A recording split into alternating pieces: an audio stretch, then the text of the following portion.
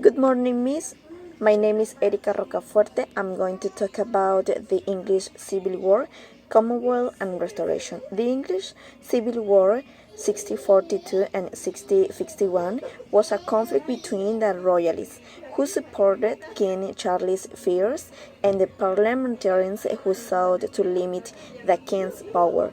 The Commonwealth 1649 and 1660 was established, led by Oliver Cromwell. The Commonwealth was a republic that sought to reform English society and government.